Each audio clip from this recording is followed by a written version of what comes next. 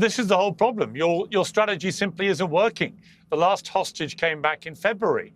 Since then, you've launched a 3-month blockade of the Gaza Strip, which involved removing any ability to bring in food or aid or water, starving people in a way that is a war crime by most people's understanding of that. You've now allowed a minimal amount of food to be going in after a huge international outcry.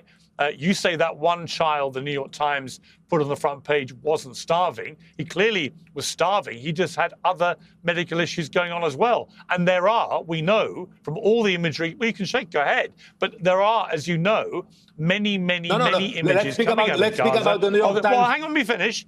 Let me finish. I'll let you finish.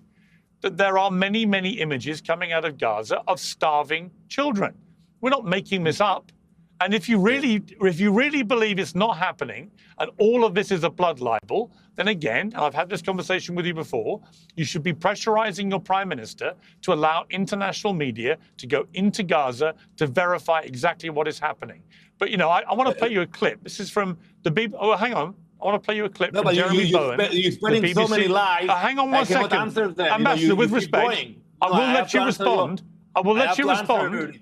But I will let you respond, but let me just play one clip to you of the BBC's Middle East editor, Jeremy Bowen, who's reported from every war zone in the last 25, 30 years. Here's what he reported for the BBC. So the Jordanians have passed on a message from the Israelis.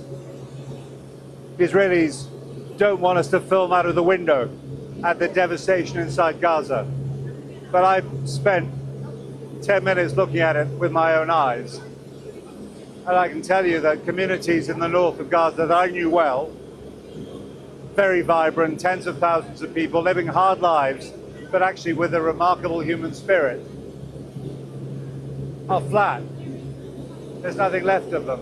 Now, that's the truth, isn't it, Ambassador? You don't want journalists to go in there because what they're going to uncover and report to the world is utterly horrifying. You have destroyed 2/3, if not more now, of the Gaza Strip. You've displaced 2 million people into a very small area of the Strip. And you now have ministers who you say we shouldn't take seriously, but whose views are never publicly corrected or condemned by Prime Minister Netanyahu. So Smotrich and Ben-Gvir talk openly now about a plan to remove all Palestinians from the Gaza Strip and from the West Bank.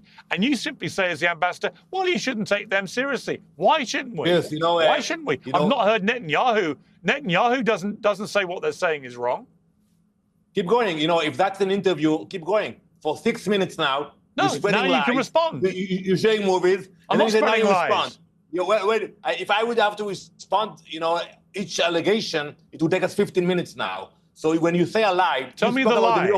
You spoke about the New York Times picture. Let's speak about that for a minute. That was blood libel. When you put a picture of a sick Palestinian boy who has a disease and you claim that he was starving, that was a lie. And by the way, they retracted that. But the way they retracted it was also shameful. They put it in a small page on their Twitter with 89,000 But to be clear, I said that other children were starving. I said other children were starving. Do you deny that? No, you said that this boy was also starving. You want to rewind it 2 minutes ago? The boy is clearly. He was also starving. The boy is clearly. The boy was clearly.